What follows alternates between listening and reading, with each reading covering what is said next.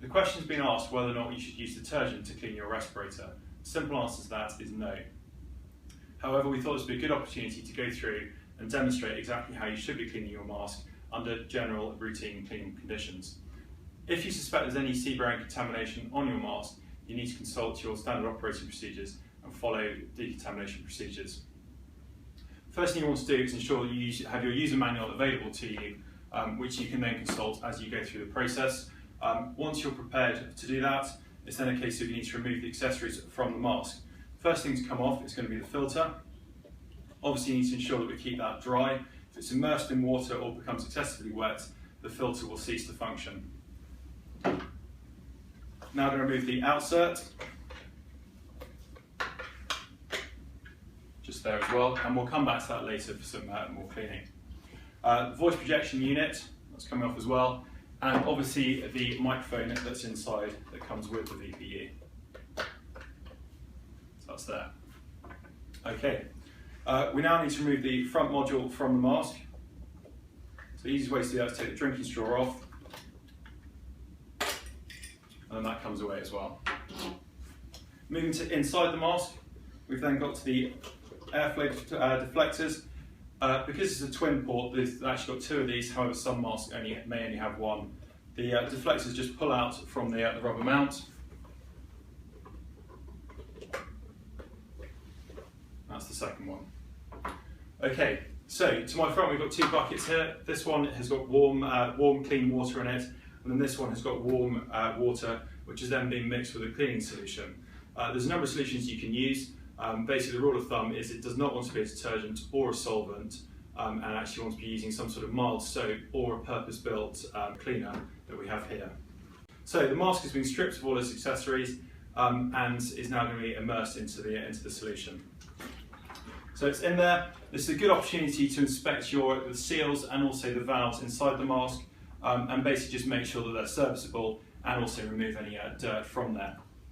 If you find the mask is particularly grubby with sort of sand, etc. into any of the recesses, we'd recommend using a soft brush. In this case, this is a dish brush. It's a bit too hard for the mask, so don't use that. What we're looking at really is a nice soft paintbrush here, which you can then use to work around onto the seals, etc. With that done, we're then going to use a lint-free cloth to give the mask a wipe down.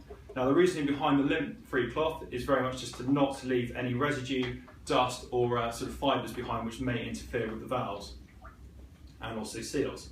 So cleaning around there, paying particular attention inside as well, sort of into the seals, getting into that, and into the nose cup as well. So that's that now done. We're now going to take the mask from the solution and we're going to put it into the clean warm water. And again that's going to get rinsed around, and then when you finish it's a case of removing it from the water, trying to shake off any excess water which is going to collect in the pockets, etc. and recesses of the mask.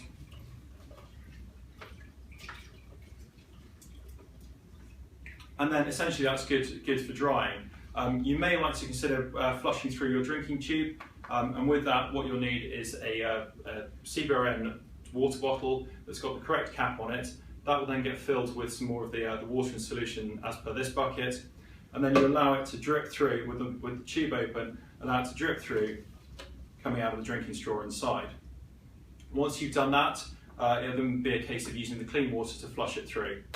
So we've done that, and then we're a case of you're going to place it down onto a flat surface and allow it to air dry.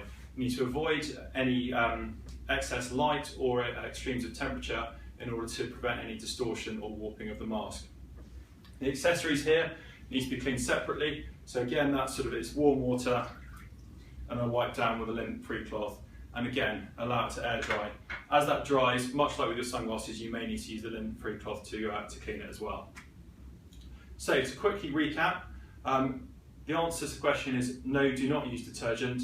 You want to be using a purpose-built solution, so in this case, a respirator and PPE cleaner, or you want to be using a mild soap. The mask needs to be left to air dry correctly afterwards, away from any extremes of light or heat, and ensure through the process you're using a lint-free cloth.